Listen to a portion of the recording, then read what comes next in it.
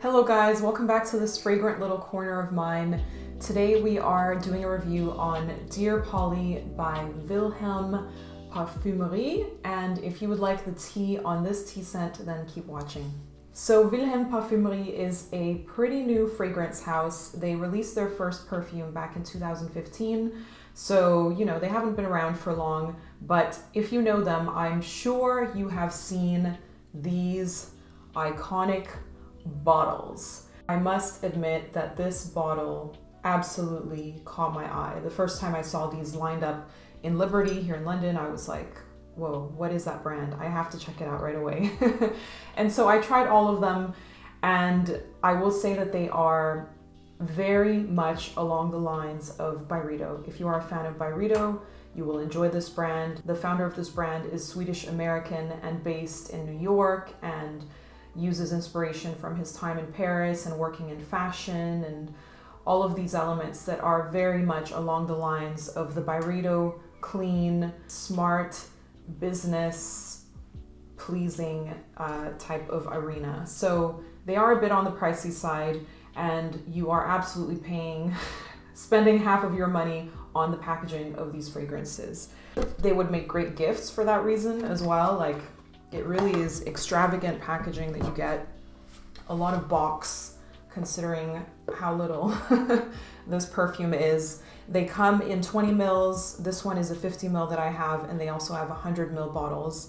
And so, yeah, nice presentation, give you that luxury feel, and the scent themselves are along those lines of Scandi chic. Scandinavia meets New York. And so let's talk about the scent itself. So the founder of this brand, Jan Ahlgren, worked with the perfumer Jérôme Epinette to basically explain things, memories of his life that he wanted to create into perfume form. This one is inspired by his own wife. It's called Dear Polly. I believe it's inspired by the tea that she drinks in the morning, and it kind of is a romantic scent. It's kind of a love letter to her, right, with this name, Dear Polly. So what I get from this perfume right off the bat is a very green, almost matcha-like tea scent to begin with. There's apple and there's bergamot in the beginning of this fragrance, but I get a very, very green opening. It is fresh green, but I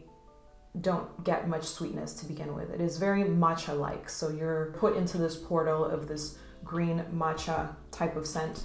And then you get the Ceylon black tea, which is presumably the tea that Polly drinks, assuming that that's her name, the wife. And being a tea drinker, I know my teas, okay? I almost collect tea scents, although I don't like collecting or calling myself a collector, but I know my teas. And black Ceylon is a tea that I often drink. It's a nice, robust black tea that is, beautifully aromatic. I don't get much black Ceylon tea in this. I get some black tea, but it's mixed with this greenness that is in the beginning of the fragrance. And it's almost mate-like. It's a very green tea in this composition because it's swirled in with this green apple, and the fragrance takes on an almost earthy edge. If you think of Bvlgari from Byredo, that's a scent that I feel like if you love Bvlgari, you will enjoy Dear Polly as well. It is along similar lines in the sense that it combines this earthy greenness with this sweetness. So now we're in the middle stages of the fragrance. You have this earthy greenness come through.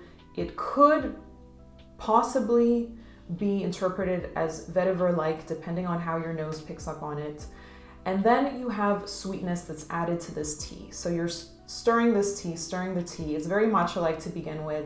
It gets a bit earthy and green, and then there's sweetness that comes in, which is this fruity apple.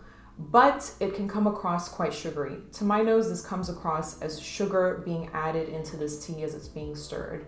So what you end up with is a sugary, black, greenish tea.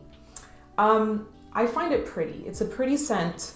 I will say though that, as I said in the beginning of this review, the packaging has a lot to do with the sellability of this fragrance. If this was in a meh bottle, would I think that it was so amazing? Probably not. It's okay, you know what I mean? It's a pretty scent, it's nicely wearable. I think that a lot of people would enjoy it, but it's not mind-blowing. If you're looking for the next revelation in fragrance, you're not going to find it in this brand. But if you are looking for presentable, chic, pretty, minimal, likable, and something that I think wears really nice in springtime as well, then Dear Polly could be the thing for you. Also, if you are a tea scent freak the way that I am, I think you should at least give this a sniff. In the dry down, this becomes quite sugary for me. It's a little bit, a tad bit sweet for my taste, but if you like sweet, you're gonna be happy with this. That is my rundown impression of Dear Polly. I will say that another thing that makes me say that the price is quite high is that the sillage is not super strong. It is a fairly close to the skin scent on me, and the longevity of this is maybe 6 hours I get for this fragrance. I always say that longevity and performance and sillage and all those things are secondary. The scent is number one, which is true. But for a green tea scent, there are other green tea scents that you can get on the market for a lot less that will give you a similar air. Like Bvlgari's green tea, like Elizabeth Arden green tea. You know, those are nice green teas that have a little bit of sugar in them as well. But let me know your thoughts on this fragrance. I know that some of you out there have it as well and are really loving it. I think it's a great daytime signature type of scent, something that you can wear that is quite versatile, great for different occasions, and like I said in the beginning, very likable. To give you an anecdote of what other people might think, I actually asked people in my office what they thought about several different fragrances that I had on, and the males actually really like this one on me. So if that's valuable information for you, then I hope that is helpful. And yeah, I hope that you enjoyed today's review. I would like to also give a very special thank you to my patrons in this video. I never really talk about my Patreon page or anything like that, but if you do enjoy my content, please consider supporting via Patreon or via giving me a rose. It's also this other thing. It's like giving a coffee, but I do a rose because a rose is my thing. And so I look forward to see you in my next video, and have a lovely day. Bye.